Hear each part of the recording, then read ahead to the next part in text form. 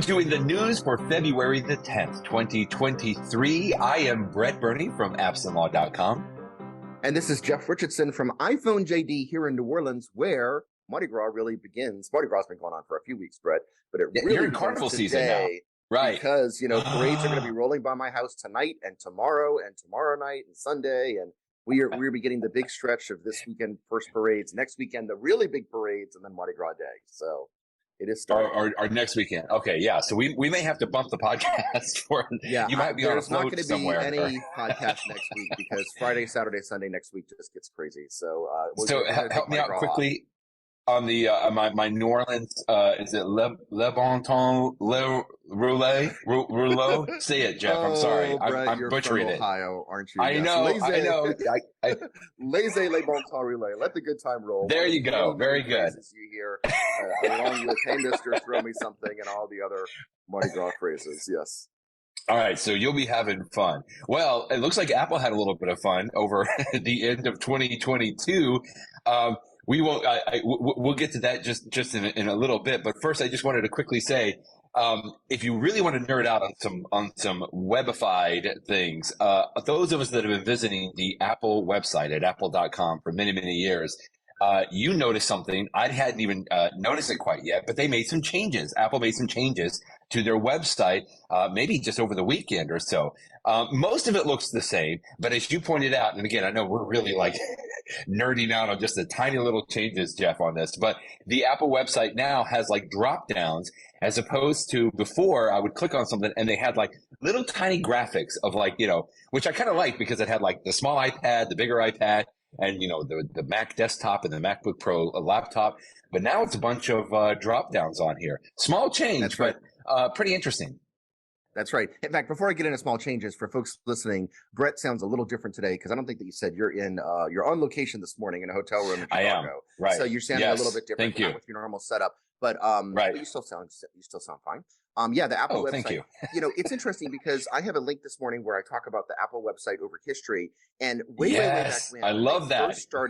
When they first started having tabs at the top, there wasn't a lot to have a tab for. Like you would have a tab for the Mac, and then maybe over time the iPod. But there was no iPhone, there was an iPad, there was no HomePod or anything like that. And so like they had extra space on those tabs. So they would have things like, .Mac service and, all these other things and a store link. There was tons of extra space. iCards. Nowadays, however, that's one of my favorite ones. When there's a whole iCards. tab for iCards.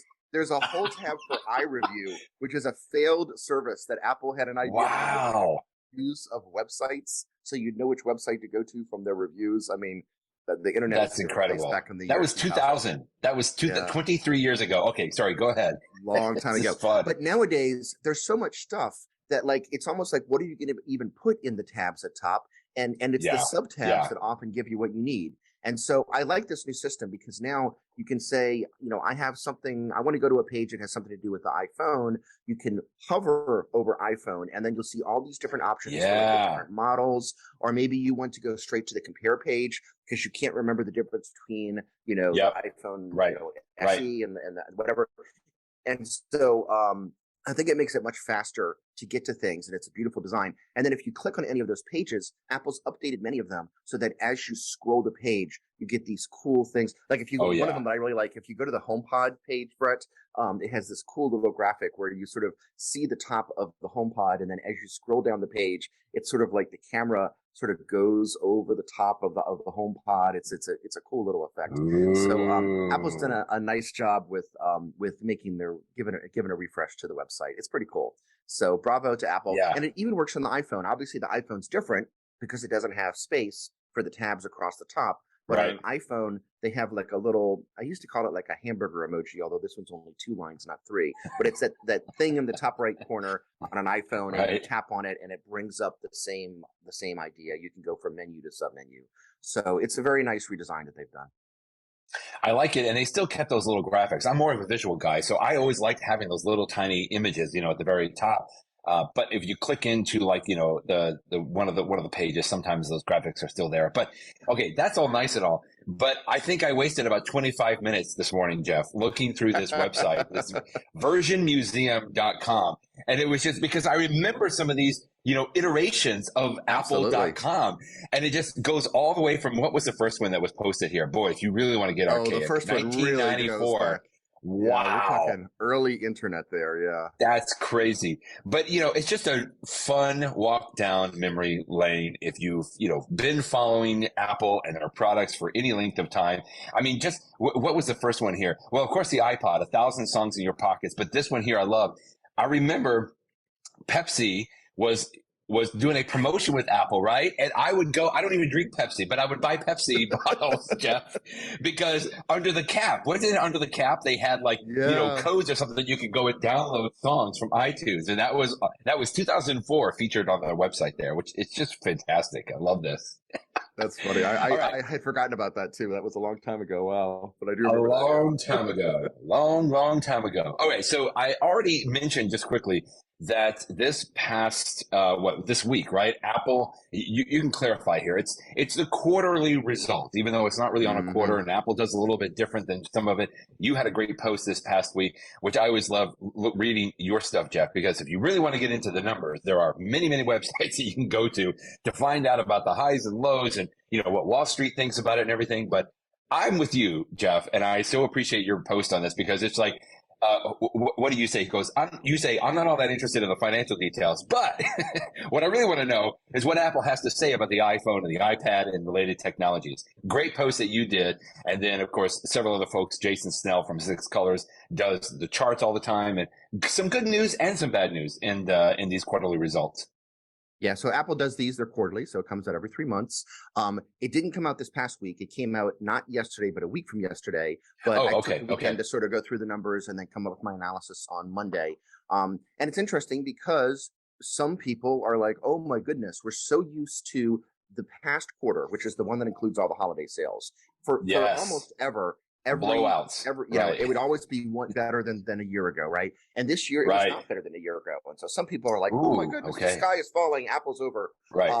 But at the same time, it was the second best quarter in the history of the company, which is pretty good and brought in a lot of money. Incredible. I could care less about the stock price and the financials and stuff like that. What's really interesting to me are the little tidbits that they drop, like you say, about how our product's doing, what might be the future. It was interesting to see the iPad had a really great quarter. And again, the reason that's interesting for me is because a year ago, Apple was really short on supplies because of COVID and stuff. Right. And the rumor was that if Apple had a limited amount of chips and supplies, they were going to put them towards the iPhone because the iPhone is king, which meant that the iPad, it was hard to get an iPad a year ago. Whereas this past fiscal quarter, for the holiday season, if you wanted an iPad, you could get one. And there were new iPads that were out as well, the new iPad Pro and the new iPad Air. So there were good iPads, there were new iPads.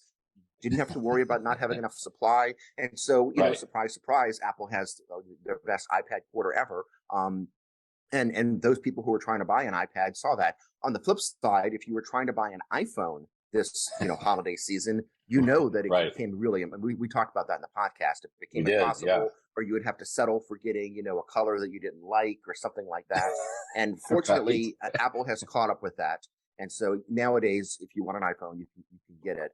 So, although the story that Apple was telling was through the lens of their, legally required financial disclosures and answering questions from analysts, it does give you a little bit of a peek into the company about how they're doing and what sections are doing well. Other things, Apple continues to bring in so much money through services, which is interesting to me, not from a quarter to quarter basis, but if you look at it over time, which is one of the things that Jason does on those charts that you were showing, it wasn't that long ago. I mean, goodness, 10 years ago, Apple had, services was a small part of the company, way back when it was nothing. And then the App Store came along, and now they've got, Fitness Plus and Apple TV Plus and Apple One. And they're getting to the point where that's a huge part of the company, which is interesting because iPhone sales might be down because of component supply issues, and iPad sales may be up. But if people subscribe to your services, unless they cancel, they're likely to just pay over and over again, month after month. So it's much more of a steady stream for Apple that they can invest into new things. So it's just it was interesting looking at the numbers. So how many iPads did they sell? Did you wrote that they don't, here? Okay, so they don't release those numbers. Apple used to for many years. And about 5 to 10 years ago, they just decided, you know what? we don't want to release numbers because we think our competitors are looking at that information. And so what they will now release is revenue, how much money came in. But of course, revenue is, how much of that is the high-end iPad Pro, which is really expensive, and how much is the lower-end iPad or iPad Air. We don't know. We can guess, and analysts try to do that. But Apple doesn't release numbers. But what they did say this quarter is, although they didn't release numbers, they did say things like, one that I thought was interesting was sales in China were lower than a year ago. But they said that we actually sold more devices in China than a year ago because of the foreign exchange rate between the Chinese yen, is that right? Whatever, the Chinese currency and the American dollar, that it actually looks like it's less revenue, but we actually sold more products just because of the strength of the dollar. So, normally Apple won't release numbers, and even now they're not releasing hard numbers, but they released relative numbers. They just alluded to it just to make people know we're doing fine in China. It's just that because of currencies, which is something that we can't control, the, relationship between international currencies, it looks like sales are down a little bit, but they're really not. So we've mentioned Jason Snell. Every quarter he does, I think, the yeoman's job of creating these beautiful little color graphs on him and everything. And it's just amazing to me. And I'm not comparing it over a year, but no surprise, iPhone is 56% of Apple's quarterly revenue. Again, that's the biggest. It's been the biggest chunk for a long time. iPad, it was 8% of that, which is 1% higher than the Mac. That's pretty amazing. And that's Mac rare. was 7%. Yeah. It's usually the Mac is better than the iPad. iPad had, this was the quarter for the iPad to jump up. They're battling it out. Yeah. And because again, Jason that follows, one pie chart also, that one pie chart tells you so much about Apple's mentality. If you're at Apple, and services, the most important thing is not the Mac or the iPad. It's all the iPhone. It's all the iPhone. And 10 minutes ago, we were looking at the old Apple home pages from past years, where the Mac was their central income source. And nowadays, the Mac is a very small part of the company financially. So because Jason follows these all real quick, I don't know if you linked to the story or maybe you did. Yeah, I did. In this, okay, good. The report card, as Jason calls it. And I just thought this was so interesting. I mean, there's a lot to read in here, but he just goes through, and I think what he does basically, Jeff, is he sends out, the question to so many of his friends in the Mac using community or the Apple, following community, and they each give a grade. And it's really neat to kind of see, like, the Mac has an A-. That's pretty good. What's the one thing down here that I thought was so surprising? And he has like a bunch of, comments from a lot of folks. The iPhone had a B+. So in other words, it's just a bunch of people in sort of, the thought leadership space, as you were, just like giving ratings to these devices. And it's just kind of neat. David Sparks is in there, one of our friends, and a lot of other people that, we follow religiously. The iPad had a C. And I thought that was just kind of reflective of the fact that, it doesn't need to do more. Some people I saw in here were complaining that, the pencil could have been better, or it's like, the stage manager could have been better. And I get all of that, but wow, that's a little harsh. The iPad gets a C. That was the one that jumped out at me too. And for folks who don't remember, Jason Snell used to be the editor of Macworld magazine for many years. So he knows everybody in the world of Apple. And so he has a selection of people that he surveys, and he's been doing it long enough now that you can see some interesting trends over time. And he interviews the people that do the surveys include developers who make apps and stuff like that.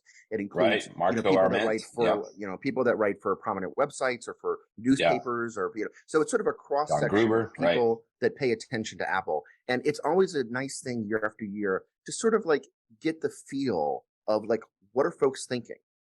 What's the general vibe out there across all these people? Right. And so to get back to the one that you highlighted, which is the one that stood out to me as well, we just talked 10 seconds ago about how the iPad had its best quarter ever. And yet, when you ask the people that are paying attention to it, that's the one that they're disappointed by. The one they're most disappointed by is HomeKit, and for good reason, because Apple really should. I'm glad. I love what Apple does for home. They should be doing 3 times as much. I'll get off my soapbox. But back to the iPad. It's interesting because the iPad, like the actual iPads that you can buy right now, are great. I mean, they're nice, and yet there's this sense, and I frankly feel the same way. There's this sense that the iPad could be so much more. The processor is so ridiculously powerful in there. So good, and yet the software just seems like it's behind. And things like Stage Manager, like you mentioned, that you and I talked about, we thought about it all last summer. It finally came out in the fall. I played around with it, and I tell you, Brett, I just don't use it. I just don't use it. All the time and effort that Apple spent into it. And it's not like I don't do multitasking on my iPad. I do, but I just use the side by side, and that does what I need to do. And this it's just I can't tell you what it is about Stage Manager that so far hasn't appealed to me. Maybe it will more in the future, but the magic just isn't there for me. And so the thing that they spent so much time and effort on, and it's just a little bit falling flat. And you really get the sense that there's so much not wasted potential, but I know that it could do more. It's like, the student that's getting a B, but and a B is a good grade. Don't get wrong. B's are great. But that the student could be getting an A. You know that they could if they just You could be doing better. It's the same. Are you doing the best? So. Just do your best. Exactly. The way that the quote from David Sparks here was, the iPad is fine. That is, and continues to be, the problem. But you know what? I'll quickly just give a slightly different opinion there, Jeff. I have found that I am enjoying Stage Manager. Now, that said, I will turn it off sometimes because I do like going back to the side by side. But I got to tell you, the one time that I've enjoyed it the most probably is I have my blog reader up, and then I have a notes app, that I copy things into or take notes, and then I have my Spotify, on a very slim side over there, and then a web browser, and I like to jump back and forth to all those. But I will tell you, to your point, there have been times where I will do almost a side by side. I'll have one slim thing over here, but I'm not in full screen, right? I'm still in the Stage Manager mode, and I feel like there's still space around the sides, if that makes sense. I know I'm being very particular here, but it's like, wait a minute, I want you to use all the screen there. Right. Or I want this window to be moved over here. I'm putting the window here, but, the iPad says, no, I only can have windows in these, quadrants kind of a thing. So to your point, even though I have started enjoying using Stage Manager, there are times and functions that I will turn it off. You just go to the control center, right? You can turn that off and turn it back on. But it could be doing better. It could have been better even after all of this waiting that I know that we had on there. But good stuff on that. Well, you mentioned HomeKit. I'm going to jump quickly. Then I'm going to come back to a question on some technology you've been working on. But let's just quickly talk about the HomePod. You had a couple of links today where I know we've been talking about the new HomePod quite a bit, but I thought these were pretty good reviews. This was in 9 to 5 Mac from Benjamin Mayo. My favorite here is, on the whole, the new HomePod is the same as the old HomePod. It costs the same, sounds the same, and works the same. And we've talked about this. I know we don't have to spend a lot of time on this, but I thought this was just kind of a really nice, simple, down-to-earth type of a review that Benjamin provided for us today. And it's got nice pictures because he's got the new one and the old one right next to each other, so you can see the slight difference in color. The top is different. You get more display. There's some differences here and there. Yeah, that's a nice complaint that I've heard about the new HomePod is, if you ever want to tap the top of the HomePod to change the volume, there's a plus button and there's a minus button. And it's a shame because when Siri is talking, it makes the whole top illuminated. And when it's illuminated, you can really see the plus and minus button. But when music is playing, it doesn't illuminate the entire top, which makes it harder to see the plus or minus buttons that you might want to press while it's making music. So that's just sort of an interesting. For the HomePods that are in my house, my minis, I actually I don't touch them to control the volume. I always do that through my phone or my Apple Watch or something like that. So I don't really experience the fact that sometimes it can be hard to see the plus and minus buttons. But I thought that was an interesting complaint. But yeah, now that they're out there in the masses, people are using them. So I did like that Benjamin compare the old one and the new one, and apparently he got together with his colleague Chance Miller at 9 to 5 Mac because since he had an old version of the HomePod and a new version of the HomePod, Apple won't let you pair them as stereo speakers, right? You need to upgrade. But Chance Miller, thank you very much, found a way that you could circumvent that. And if you have an old HomePod, original HomePod, and a new HomePod, you can. There's a little bit of a hackery involved, but you could actually pair them together, which I thought was really cool. Yeah, and the way that they're doing it is they're using some software on the Mac called is it Audio Hijack or is it a different? Oh, it's one of the ones that's made by Rogue. It's called Airfoil, but it's from the same company, Rogue Amoeba, which is one of the best company names ever. Rogue Amoeba. All that they're doing is they're using a Mac to say, let's take the music. The left channel play that one on this old HomePod. The right Right. channel, play that one on the new HomePod. So you're sort of simulating what it would be like to have stereo. But it is interesting That's because so great. how many That's reviews great. have we seen, Brett, that say the brand new HomePod sounds basically the same as the old HomePod? Right. And if it really does sound the same, then why not let them be a stereo pair? You know, I know that there's different technologies and different chips and everything else, but like those things are expensive. You know, if you bought an old one for $300 and then this year you buy a new one for $300, I think that you should be able to make a stereo pair out of them. So even though Apple doesn't let you do it yet, you can do it yourself. Although you have to put a Mac into the equation to make that work. So a quick shout out to Rogue Amoeba software. If you use a Mac, if you've been using a Mac for any length of time, you're familiar with this company. It's one of the best. Audio Hijack is actually what I use to record an audio version of this podcast, and just really a great all around company there. All right, my friend, I would like an update from you on some technology that you've been working on for like the last month or so, and that is the Camo app and software on your Windows to use your iPhone as a webcam. You updated your review that you had written a few weeks ago, and you look great today. So I'm glad that you're using it today. It's working now.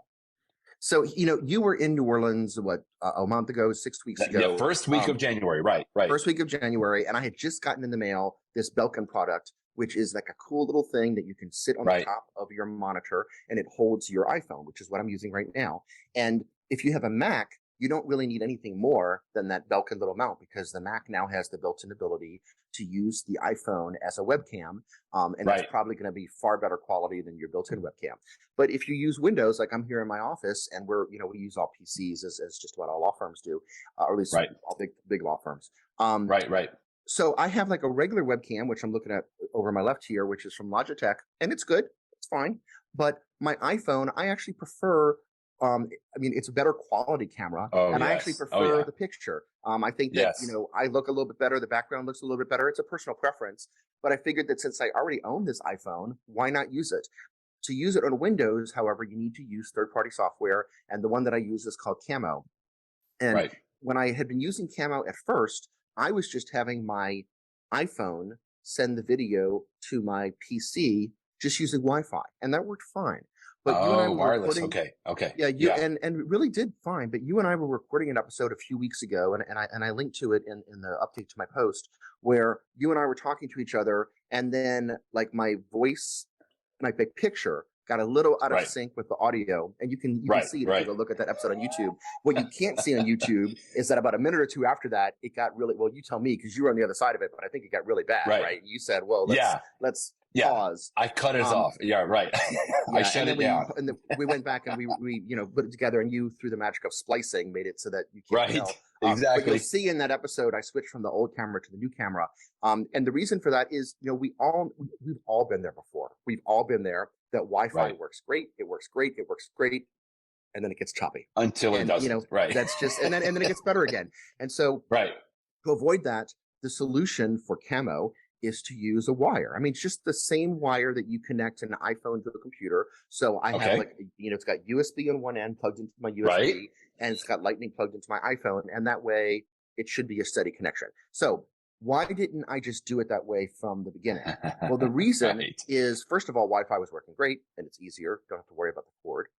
But the other reason was that on my computer, because I'm in an office environment, our computers, for safety reasons, especially with Windows, are locked down. And so you can't just install software on my computer. We have to go through the IT department and stuff like that.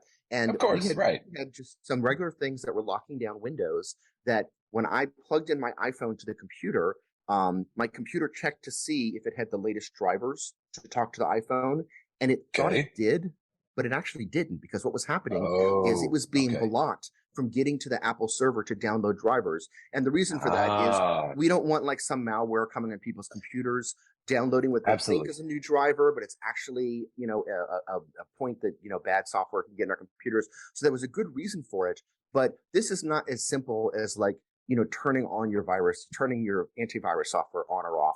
And it wasn't even as simple as, to install software on my Windows computer. I actually don't have access privileges to do it, but someone from my IT department, they can connect to my computer and put in an administrator password. And it wasn't even that simple either. We had to go through this way of putting my computer outside of our regular rules and then updating my drivers. Yeah. Yeah. But let me tell you, here's how I figured this out. And I mentioned this for folks that use iPhones with Windows if this ever comes up. And let me just say, the people that make Camo software, they were amazing. They gave me all these tips. Okay. They walked me through it. I had no idea what was working wrong. But the one tip that they finally gave me was when you connect your iPhone to your Windows computer, do you see a pop-up that's on your phone that says, do you want to trust this computer? Now, I had seen that before in the Mac. But I was like, you know what? I'm actually not seeing that. What I'm seeing is, do you want this computer to display photos from your iPhone? And I said, yes. Oh. And I think that like that is something from like the old days. I mean, that's what the old drivers used to ask, but the new drivers asked, do you trust this computer? And so them asking me that question is when I'm like, whoa, I might have the wrong driver here. Again, I mean, this was such a bizarre thing. And then, of course, we figured it out and it all worked. So end of the story is now I have Camo running on my iPhone and on my computer. It's talking over the cord and it's working, you know, great. And then an added benefit is that because my iPhone is plugged into the computer, it's getting power. And so I don't have to worry about, you know, I could be on an all-day long video conference and it would continue to get power. So, I mean, that's a very long story. And I realize not everybody's going to use Camo, although you really should consider it if you're doing video conferencing. And I know that many of us still are, even though COVID is, you know, where it is. But it's also just a reminder of, you know, these sort of things and computers and talking to them and drivers. And we don't have to think about that stuff on Mac quite as much as Windows, but you do need to think about it on Windows. So it's a long story, but I'm glad that it ended up with a happy end. So. I'm glad it's working. And you look marvelous on there. Let's go from Camo to cars, specifically CarPlay, like this website, CarPlay Life. And this is great because we've talked about this every once in a while. Like, what apps are great to have on CarPlay? We actually just upgraded to a Subaru car not too long ago. In fact, I think we drove it. We had it when we came to New Orleans, Jeff. But the screen is just massive. I mean, I think more and more cars are having, you know, larger screens on there. Certainly we don't have a Tesla. I know that's basically like a computer on wheels. But this screen is so great because it shows more of the CarPlay screen. Typically, you know, it was just a little tiny, like, you know, just a monitor screen almost. But I've just been thoroughly continuing to enjoy CarPlay. And this was a great little list. I think I pretty much had all of these apps that you linked to today. 5 apps every car owner should install. But it's a good reminder having something like Waze and, of course, Google Maps on there. But there's some good ones, too. Yeah, in fact, I have a little story associated with this. It was about a week ago that I was driving my daughter somewhere that I don't drive to very often, so I couldn't remember exactly how to get there. But that's fine because I was using Apple Maps in my car, and it would just show me the way to go.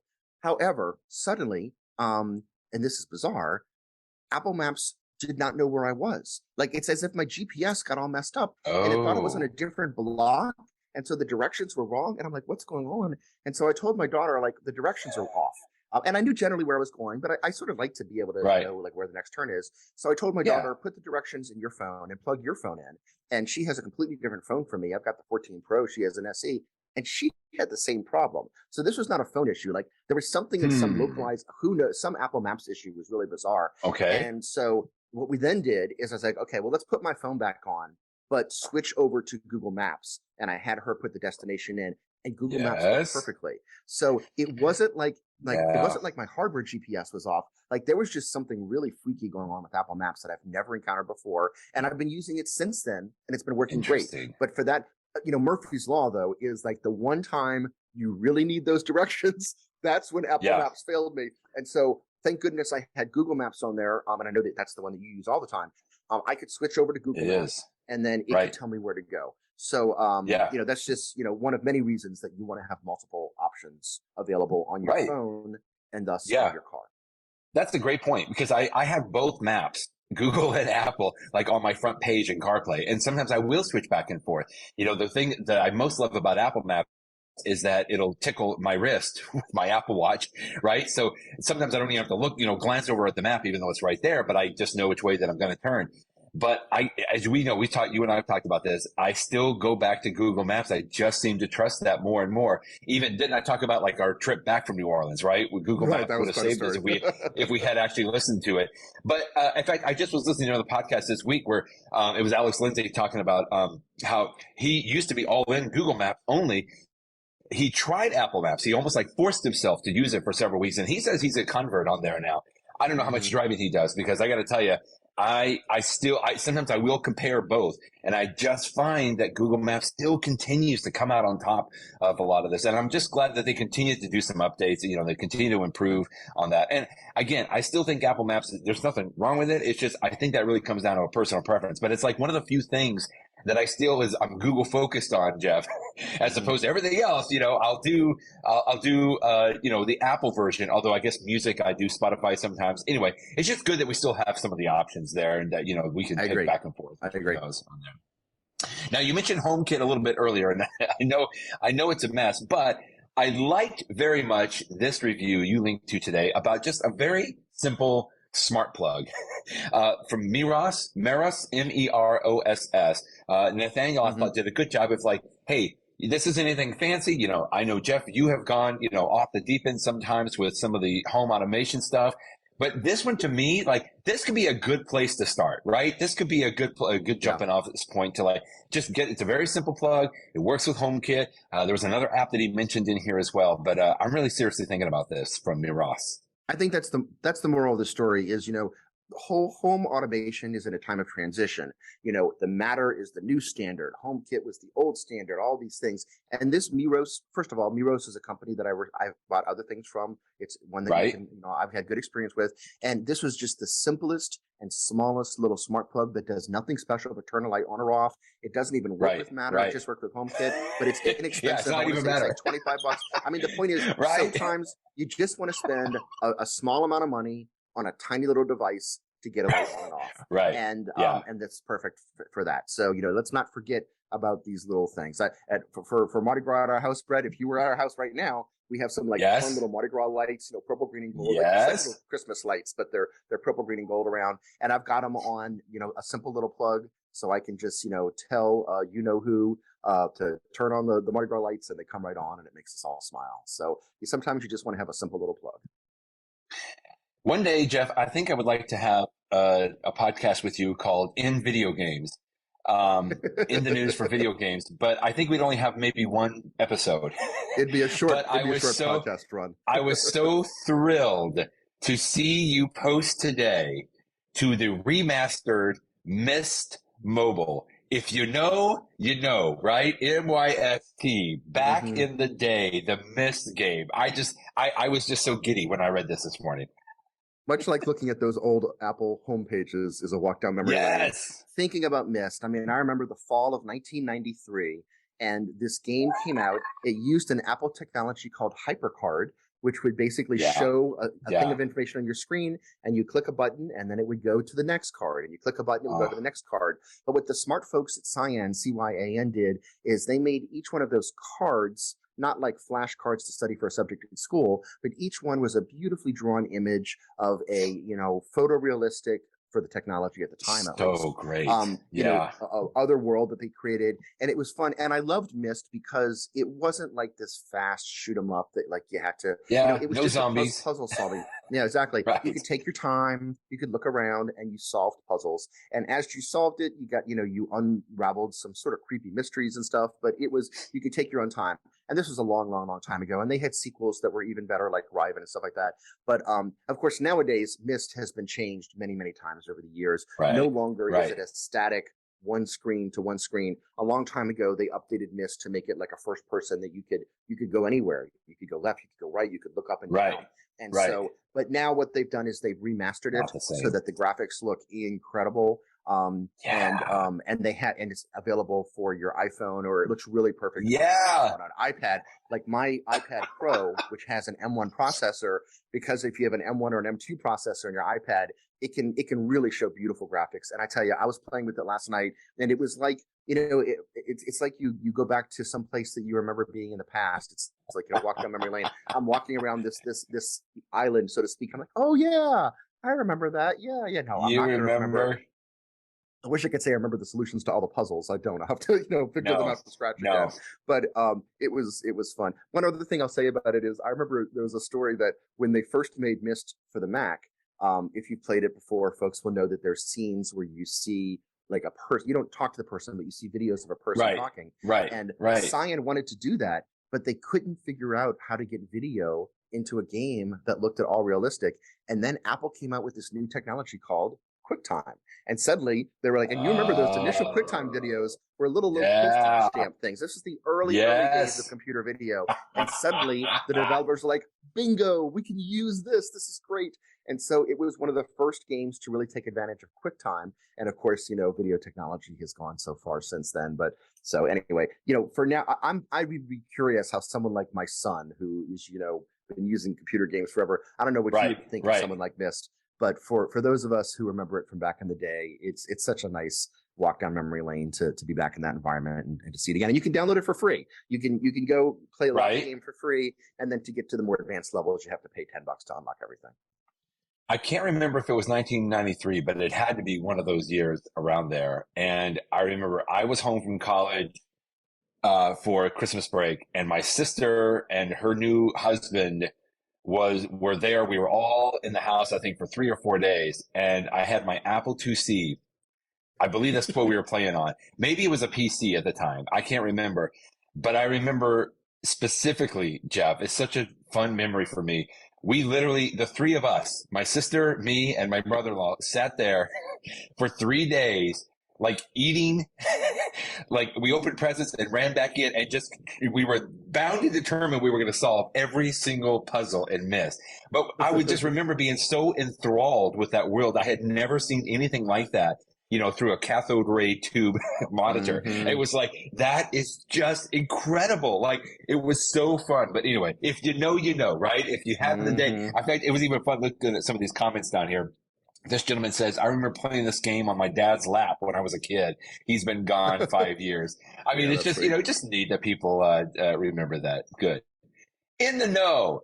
One of the things that we've talked about many times is I've got the Apple Watch Ultra, and I'm a huge fan. I've been a huge fan. And believe me, not that I have run, marathons across the Sahara Desert or something, but I've tried to put the Apple Watch Ultra through some of its paces. I've gone on some hiking trips. I've taken it out in the rain and different weather, and it's just not even skipped a beat. I have absolutely loved it. One of the things that I've always liked about it is that because of the way the Apple Watch Ultra is built, you have a little bit of a bigger digital crown, and it's built so that you don't have to put your finger and thumb on it to spin it around, right? You can even have a glove, and you can just kind of move your finger on the top of it lightly so that it spins, so that you can access it if you've got gloves on or something like that. Well, a few weeks ago, maybe about a month and a half ago or so, I would say, Jeff, I started noticing that seems like I got to push it a little harder than usual. Or in some cases, it wasn't turning, and I would have to put my finger up underneath it and my thumb and try to spin it. Sometimes I thought, well, it's just kind of catching on my wrist on there, right? So I just need to move it a little bit. But even then, it just kept almost getting a little harder to spin. It didn't feel as smooth and freewheeling as it did when I first got it. And of course, I can't stand that, right? It's wait a minute. Okay, something going on. Is there something stuck in it? I can't take this apart. Am I going to have to go to the Apple store? What am I going to do? I want this to work just like it did from day one. So I think I'm going to have to go to the Apple store until, of course, I went to the all-knowing world of Google, and I found something that horrified me, even though we've talked about, I have this hesitancy to put my Apple Watch in water of any kind.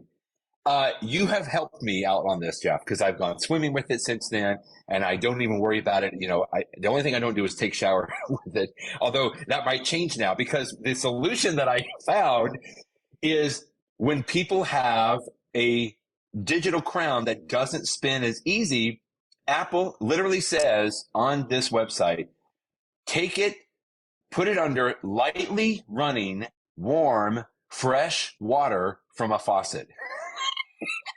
And I am just cringing. I read this and I'm like, you want me to do what with my Apple Watch? But darn it all, Jeff, if sure enough, I go to the kitchen and my wife, I remember my daughter was like, wait, Dad, what are you doing? I turn on lightly running, warm, fresh water from my faucet. And they tell you in here, as you're running it underwater, turn the crown a little bit and even push the crown. I don't know what kind of a magic, suction or seal or something that they've got in there, Jeff. But apparently it doesn't get in. And sure enough, not even 30 seconds later, it was good as new. Literally. I'm like, it's freewheeling again. It's great. Now, my only caution is, of course, this definitely works in the Apple Watch Ultra. Certainly works on the Apple Watch 8 and 7 and probably down to maybe the Series 5 or 4, something like that. When they were, I don't know. I feel like I'm still even nervous to suggest this, Jeff. But I got to tell you, if you find your digital crown, and it wasn't anything necessarily just to the Apple Watch. I think it's just the daily, dirt and grime of life, right? It's just going through, there's dust and things, that are going to get stuck in there. And apparently this is the way you take care of it. Run it under lightly running, warm, fresh water from a faucet. It works. It works. Yeah. I just can't believe it. But that's my tip for the day. I should have looked it up beforehand, but I'm fairly certain, and I'm going to look right now. I think that there's an old post on my website that talks about the same thing. Oh, really? I remember a very long time ago, I had, I'm scrolling, a very long time ago, I had the exact same problem with you. Yes. And my thing wasn't spinning very well, and I put it underwater, and I'm not finding it right now. But it solved I'm going to search for it. I have the exact same reaction as you, which was, you want me to do what?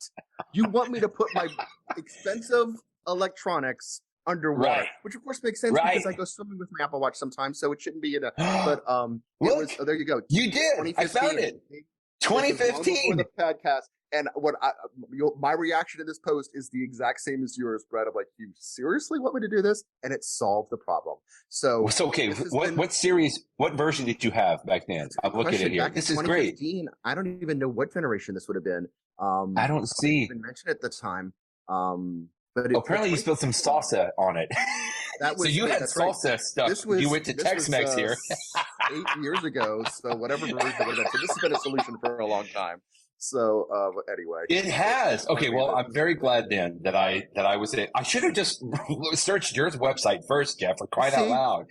I found the Apple support site, but you linked directly to that. Look at that.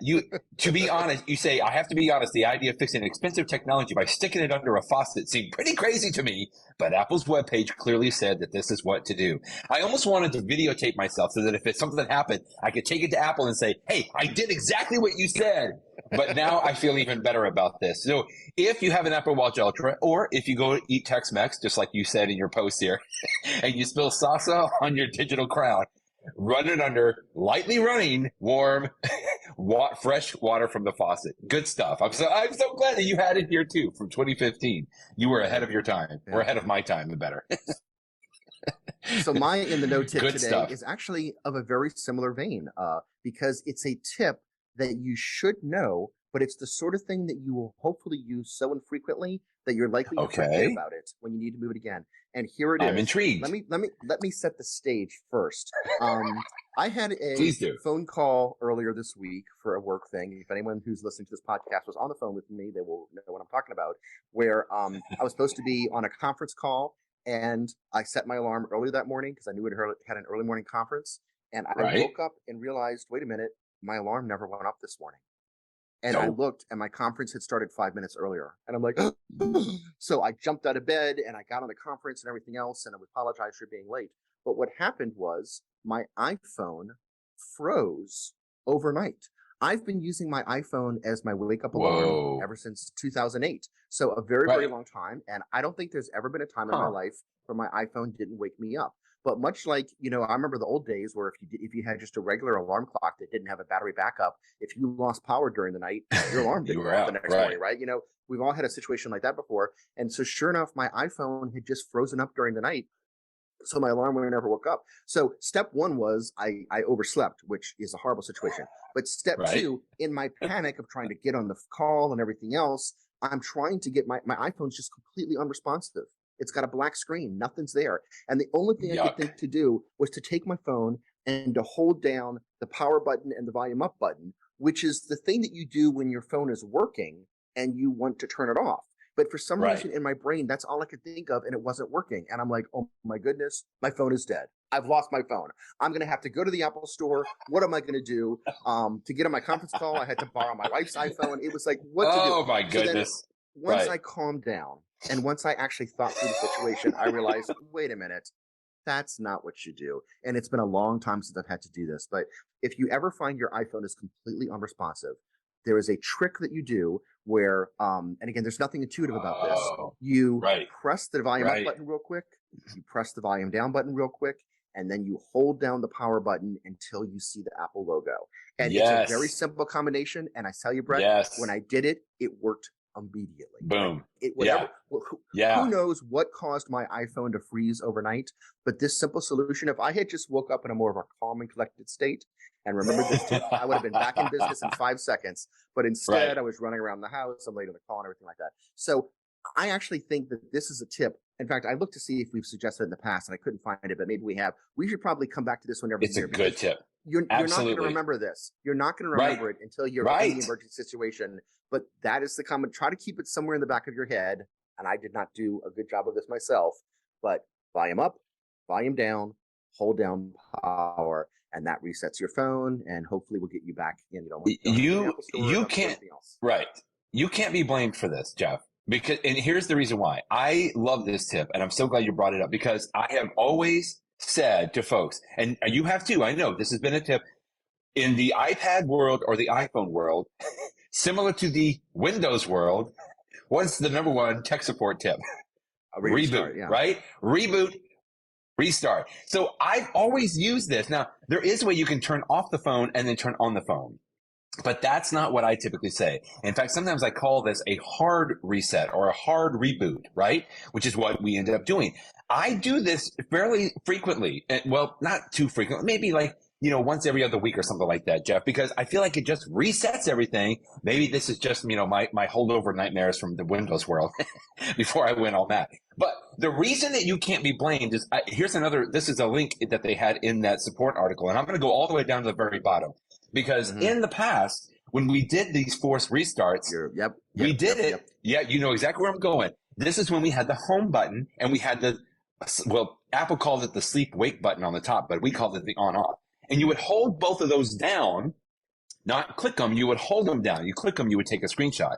But you hold them down and you keep holding them. The screen goes blank. You keep holding the buttons until you see the white Apple logo appear on the screen. Now, that's the way it worked for many, many, many years, and up until the iPhone 6. And that's what was in the back of my head. That's exactly what was in the back of my head. That's what I'm saying. And so here, if I scroll up, the forced restart the iPhone 7 is exactly what you were doing, Jeff. You would hold the volume down and the sleep wake button on the side. We still had a home button, but you didn't use it anymore for the forced restart. And then with the 8, that's when they started. You would have to hit the volume up, hit the volume down, and then hold the side button. And now that's what we have even with Face ID. So I know this sounds a little obscure if you're just kind of listening and not really following along with the images. But in my point of view, Jeff, you cannot be blamed for this because Apple has changed how to do this forced restart to the point now where I consider myself pretty good on remembering this. And this is one of the first things I recommend to people. But if I say forced restart, Jeff, I have to know what kind of phone that they have. And then I usually have to Google, wait a minute, what version and what method do they use to do the forced restart? Okay, so you can tell that I'm on my soapbox now on this because it's like there's so many different ways to do it now that I wish they would have just kind of kept it the same way, the way that you were trying to do it initially on there. But it's a great tip, and you're right. We should revisit it every year. Yeah. So again, it's been a long, my Windows computer, I probably restart it every few weeks. My Mac, not as often, maybe every few months. My iPhone, once every, 4 years, so infrequently that I forget how to do the darn task. So anyway. Right. Well, okay, good. This has been fun this morning. Just a reminder, we're going to take off next week. You've got important, parades to attend, Jeff. And I actually have a minor medical procedure that's going to take me out for a few days as well. So we're going to skip next week. But 2 weeks from now, we'll be back on as fresh as rain. And so we'll talk with you in 2 weeks, Jeff. Thanks again. Thanks, Brett. Bye-bye, everybody.